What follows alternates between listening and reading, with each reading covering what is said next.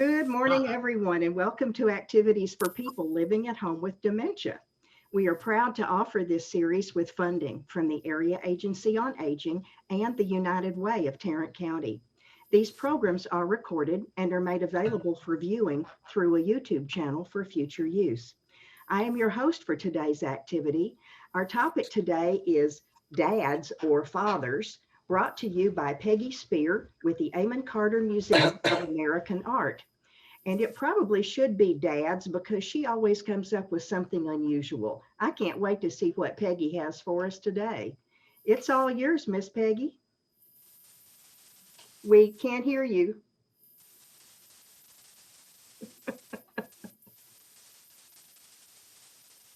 We could go 30 minutes without. Can you hear me now? There Yes. you go. All right, it's been a day, you guys. Is it a full moon? Because I feel like everything today has just been one of those days. Oh, we're all right there with you, Peggy. All right. Well, good. I'm glad there's safety in numbers. Okay, here we go. Today, well, part of just the kookiness of me planning, I thought this weekend was Father's Day, had a bit of a panic.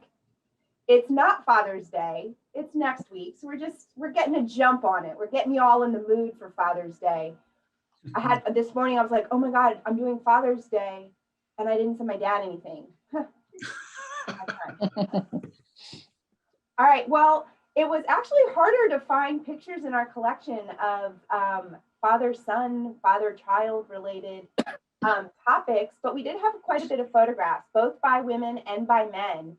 And so some of the photographs, most of the photographs we're looking at, there isn't a lot of art history to them. Some of them were just photographs people took because of the moment they saw, and it was kind of candid.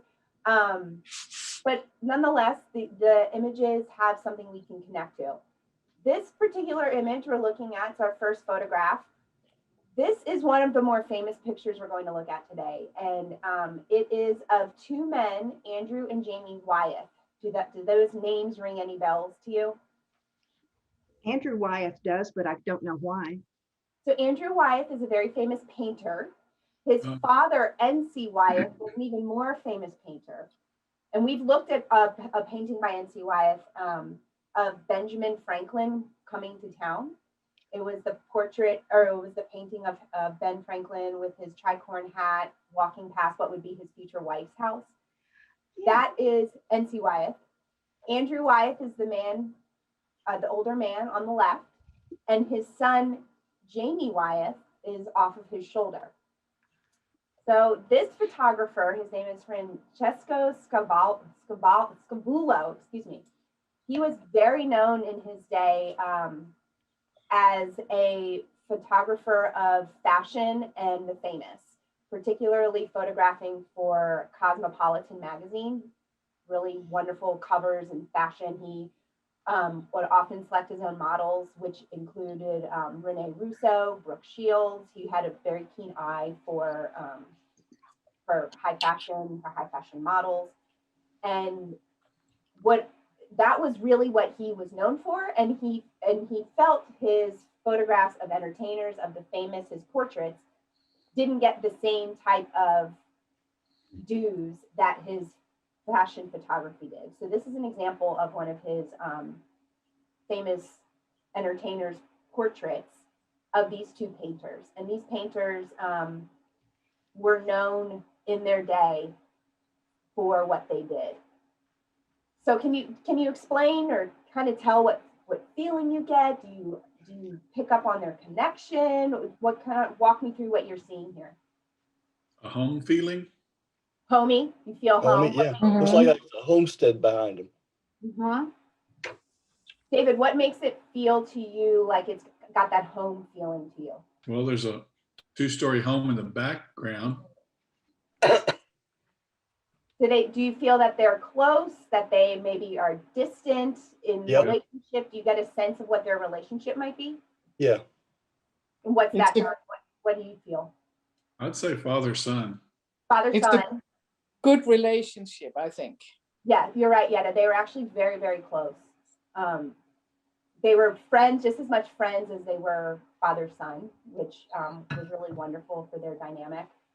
And the home that you're seeing, I couldn't find that it said this, but based on everything else surrounding them, they owned their family still does own a plot of land that they've made home. NCY bought it in 1911, and it's continued through their family in Brandywine Valley, Pennsylvania. It's Chad's Ford is the name of the area.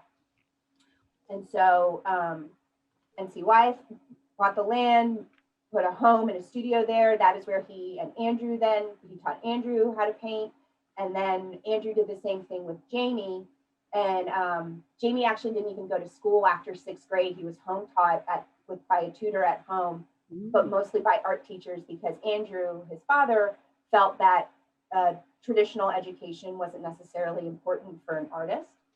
So they worked very closely together in the studio on that property.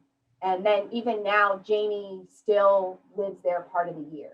So I don't know if that's the exact house that they lived in, or if it's just another part of the land, because it's in a very historic part of Pennsylvania. That's where the Battle of Brandywine was. There's a lot of American history tied to that land, so that there could easily have been older homesteads on that property that are inhabited or not by their family. So did Jamie become an artist as well? He did, and he initially was not as well received as his father and his grandfather, because his style was a little different than what the public was expecting. Jamie aligned more with his grandfather, painting things that were of, let me think, like portraiture or natural landscapes. His style was more in line with his grandfather, and his father was more direct in his painting. So there was a little bit, he was influenced by his father, more alike as his grandfather. He had done portraits of JFK. They have a museum where, like, often these two men and sometimes NCY will exhibit together their paintings. So he's kind of living in the shadow of his family, but he was an artist and is an artist very much in his own right. Okay. And I think he's a professor now at a Elizabethtown College in Pennsylvania. So he teaches art. Cool. It looks to me like Andrew is saying to himself, should I remodel? What do you think, Jamie?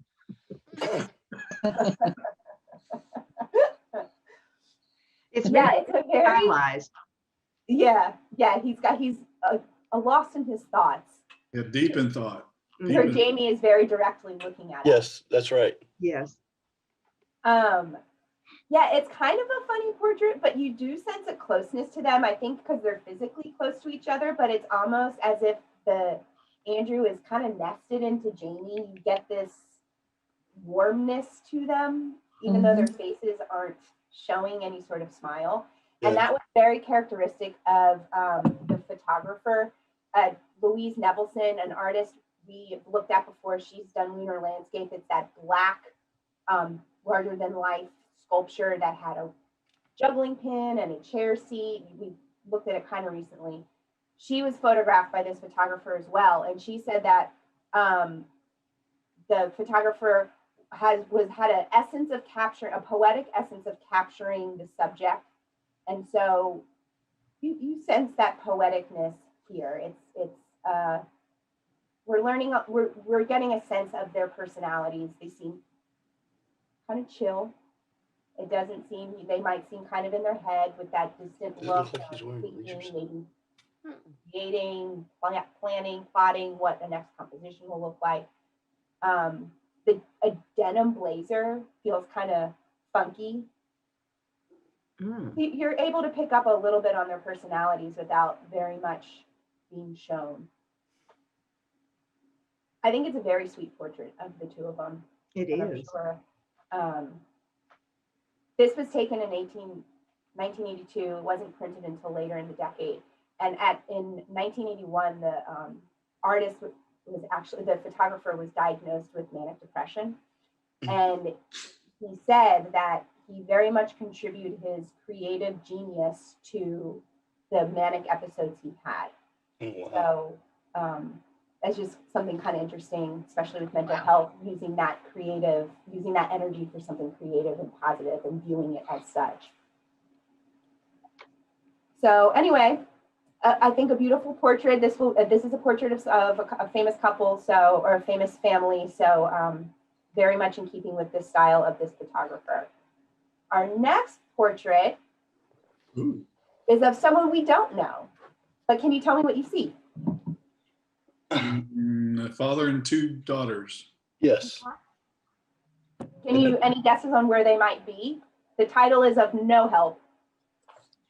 It looks like a they're retaining Looking wall. over a bridge thing at a lake. In a lake. or seawall. Say that again, Don. It might be a seawall, and that's the ocean. Seawall. Yeah, it's on water. It's in Chicago, so a lake, no beach, or no. Looks like a highway to me. A highway. What makes you think that, Nancy? This behind him? Yeah. Just the curve of it and everything. Yeah. It's probably a version of a boardwalk right along one of the beaches in Chicago. But this was taken in Chicago. So this is part of a series the photographer did called Beaches and Parks. And so this is a Chicago beach, and she did not know these people.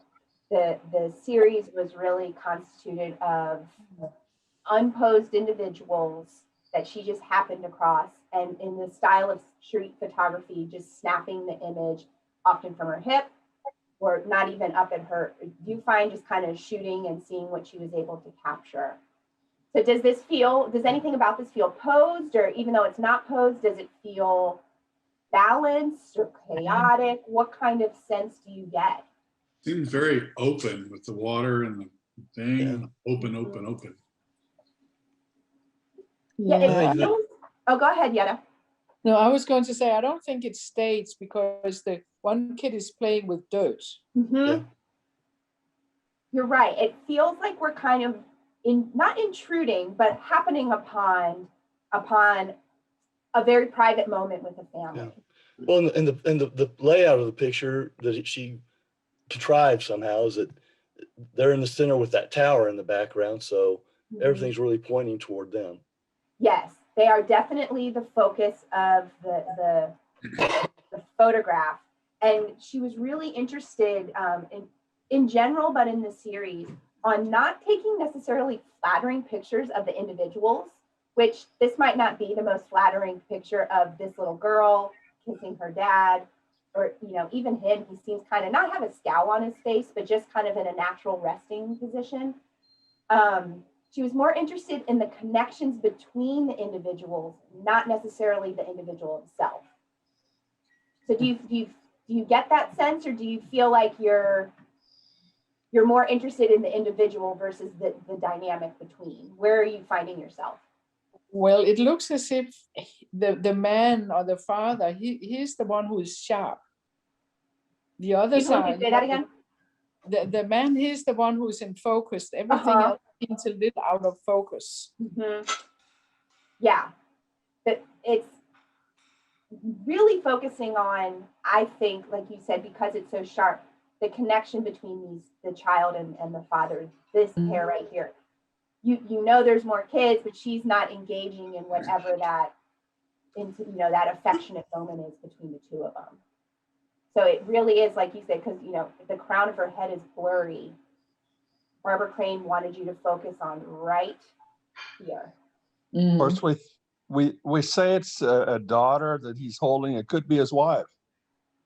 It could be. The notes Because if you look at the outline, you see the girl with the ponytail's hair, and you see the outline of the lady's dress. It's a long dress, and she's taller than the girl, so it might be his wife. It could be. Going on the notes in our photograph database, it was labeled children, but Okay. she didn't know these people, so it could very much be she is. she assigned him as a child or whatever. Yeah, and we yeah. don't know. I tried to notice, because you very much can notice his wedding band. Mhm. It's a nice break in what are darker shadows and darker tones within the photograph. And you can see her hand here. That might not be the hand that she's wearing her wedding band, but you can't see any jewelry like that. That's just a scratch on the film. Okay. But it's an interesting highlight that his hand has that wedding band on it, which I think reinforces that idea of a family. Versus, I don't know, it might be a little bit of a different story if he didn't have the wedding band on it. What do you think? Mm. That reinforces that he didn't just pick these girls up on the beach. Yes, yeah, that's true. I think I will agree that it's probably his wife, the way he has the arm around Mhm. her. I don't think you would do that to your child. He's just, it's leaning. It's a Yeah. heavy arm on the shoulder. You don't do that to a child. Yeah. Yeah. True. It feels like a very private moment that we are catching a glimpse of. Mhm. And a very fleeting moment, something that, she might have just leaned in and kissed him and that was it. And then they continue looking at the beach. So we're catching, she didn't, like we said, she didn't stage it. She caught it right at the perfect time and then was able to frame it so quickly in a way that really highlights what that moment is between the two. So our curator said that this particular series of photographs is a grand sociological study on public activity. And so in this, that's just the curator's way of saying, you just happen to catch this life happening. Yeah. So Little girl looks like she's either looking at fish jumping or a sailboat or something. yeah, they're just, maybe on an evening walk and they happen to do this every night, or this was a special day. We know nothing about the scenario, but we know that it's a relatable scenario. I'm sure you've gone on walks with family like this when you're at the shore or in your neighborhood. You might have a lake you walk around or whatever. So while it's Chicago, it has that appeal to it being recognized, or to you putting yourself in that scenario anywhere. Mhm. All right, so we're going to go to another female photographer, Carlotta Corcoran. Oh. And we've looked at artwork of hers before. She taught at the Texas Women's University in Denton for a very long time. She taught art history. And it wasn't until she got there that she picked up a camera. She wasn't a photographer. Her training was in education and fabric design. So photography was not what her training was originally in. She hung with the Stieglitz crowd. She was really experimental with light and with abstractions within photography. But the pictures we're looking at from her today are not what put her on the map in terms of artistic practice. These are just really sweet. These are negatives, so these aren't actually printed on paper. You can see the black lining of the negative. These are only about 2.5 inches by 2.5 inches. So this is deceiving. We're looking at it large, but it's not developed. But there are two images I'm going to show you, and it seems to be of the same man. But a very, again, intimate moments of a father with their child. Mm-hmm. So what sense or what emotion do you feel when you're looking at this particular image? He's very happy. Happy? Yeah. What makes you Happy. Well, he's kind of He's smiling. smiling, looking at his baby. Yeah, and proud. Proud, Yes. maybe. Yeah. And yet what gives you that sense? It's again that little smile and the way he's just looking at her, Yes. to say, hey, look what I have here. It truly, it's like, again, you're peeking in on a moment that he's not doing this for the camera. It feels to me like a very genuine reaction to holding the baby. Mm-hmm. It reminds me a lot of pictures my wife has from her family of the 50s, because it looks like very much like a Texan with that clapboard house. Yep. And because he's very, I don't know, he's not the Western Texan. He's more of the city, suburban type of Yeah. Texan. What gives you that impression? It just the way he's dressed, the way his haircut is. He feels just- pretty fashionable for Yeah. Yeah, too fashionable for a farm, maybe. yeah. And he's got an ink pen in his pocket. So he's Mhm. either an engineer or works with accounting or something, maybe. Yeah. But, I mean, but and you the- have to remember during these days,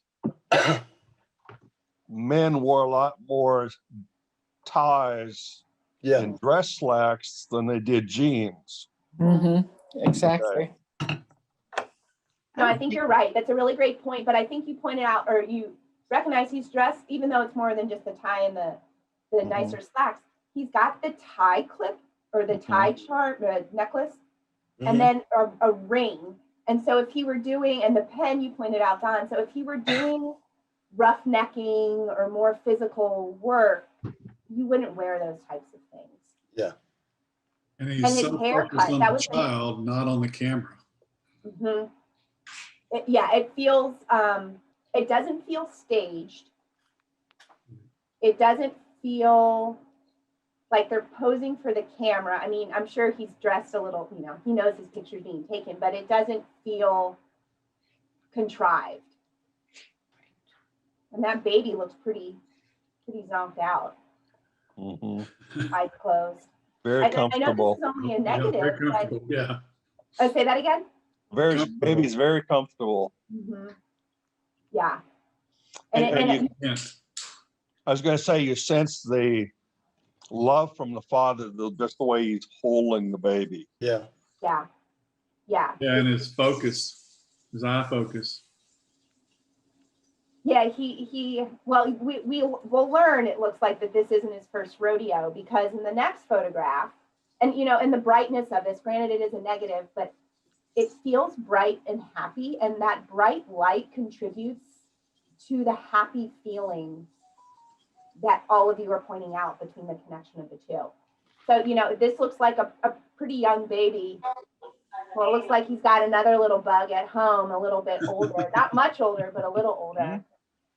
And this is Taking bath a time. bath. Who remembers or being in the bath with siblings and your parents were giving you a bath, or who remembers giving the baths? I mean, Oh, this is yeah. like Yeah. Mm-hmm. some of the most fun, I feel, and stress, depending, happens around baths. One of my counselors in graduate school said that the most intimate time when children are most apt to tell you the truth is in the bath. Oh, interesting. Really? Mm-hmm. Because they are literally and figuratively naked, Yeah. and they feel more comfortable sharing intimacies in the bath. I thought I mean, that pretty makes sense. interesting And they're too. trusting you're going to take care of them in the water. I mean, that you're, Yes. you're there with them. Yeah, that makes sense. And look at his little face, or her. I don't know if it's a boy or a girl. They're just locked eyes. I mean, Yeah. it's so sweet. But it looks like it's the same man. And can you, what indications might suggest it is the same man? The wireless glasses. Mm-hmm. His hairstyle His is hair. very standard. Yeah. It He's looks wearing- like, oh, go ahead. He's wearing a belt, even though he's got his shirt Mhm. off. Mm-hmm. Yeah. Actually, his build is very similar to his physical build. Yeah. Yeah. And you get the impression that if this baby's sitting up and pretty engaged, she's probably, 1.5-ish around there, where this little baby looks pretty new, pretty fresh. Mhm. Yeah. So they're close in age. And it's two very different moments, but two very, everyday moments. Holding the baby like that is an everyday situation, picture or no picture. And then these, what looks like might be a chat happening in the bathroom. It's just the beauty of everyday life with children. Yeah. And it's one of those things, the photographer didn't have children of her own, but was very interested in these parent relation dynamics that she would photograph with people. And portraiture wasn't her main bread and butter, but she captured using light. She was really interested in. I mean, again, it's darker because we're in an interior, but it's speaking to me what feels like the end of the day, where it's, you know, it's still a little bright, but we're winding down. It's maybe a quieter moment right now, and light plays a big role in it. Peggy, how big is this? Is this another small picture? Yeah, this is a negative, so it's not a developed, Okay. or it's not a printed image, so it's a 2.5 inch by 2.5 inch. Okay. Thank you. We have to go. Thank you. Thank you, We'll see you Steve. tomorrow, folks. See you tomorrow. Thank you. Thank you. It was good, enjoyable. Oh, you're going too. Okay. All right, and we got one more. And this is a different photographer. This is Carl Struess. We've looked at quite a few pictures of his in the past. He did portraiture when he was in New York, and then when he moved to California, he did a lot of cinematography with Cecil B. DeMille, and did, you know, stills on set of movies. He did cinematography, moving film, lighting, things like that. So this is not his typical, what he was known for, but he has many pictures like this in his we have his archives here at the museum, actually, of just photographs he snapped throughout his life of life. So we don't know who this person is, but tell me what you see, or what do you feel when you look at this? Looks rural. Looks like it's out in the country somewhere. Mm-hmm. Mhm. If you look real Not a hard, you can, carrying child, because, you know, don't want to walk through all that dirt water. Yeah. Or you have a flight risk, and you know in 2 seconds that kid is going to be sopping wet Yeah. Mhm, mhm. if you turn your back for 1 second. Yes. I wanted to run off into the water. Oh yeah, greased pig trying to get them too when they know they shouldn't be doing something. They like wiggle their way out of you. I like how the top it's like it's framed with the tree. Mm-hmm. Yeah, you're right. It's a really good call out, Myra, because it's a photographic technique of kind of framing the image, keeping your eyes within the photograph. And Yes. that dark contrast feels kind of dramatic against the white of the little, it looks like a little girl, of the dress and of Yeah. the white shirt. Mhm. Mhm. I bet it's a hot day because his handkerchief is hanging out of his back Yeah. pocket. What a Yeah. good observation. Yeah. Yeah, that sun, it feels like the sun's beating right down on him, like middle of the day type of sun. You know that I've seen pictures of my grandfather's farm. And when you have a fence go across the water like that with a pole in the middle, it's usually trying to keep the cows from crossing the stream to get on somebody else's property. Oh, interesting. What a good attention to detail, Don. I mean, do any of you have memories of doing this with your own children or with your own parents or uncle, just kind of going on an adventure and you didn't know what was going to happen, but you knew as the adult it was going to be fun, but God knows what, or as a kid thinking how special this was that you got to spend time with your uncle or your father or something like that. Oh, thanks. I remember going on my dad's shoulders was always really, really fun. For guys, it's a whole lot easier than trying to carry them. Yes. Now, mothers will hang on to that hip until their legs drag the ground, but Oh my gosh. Yeah, every mom's got that like sway to them from the hip crank, the arm out, shoulder out. yes.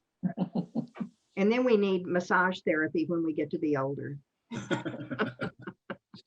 If you look really, really hard, you can see a duck across the pond.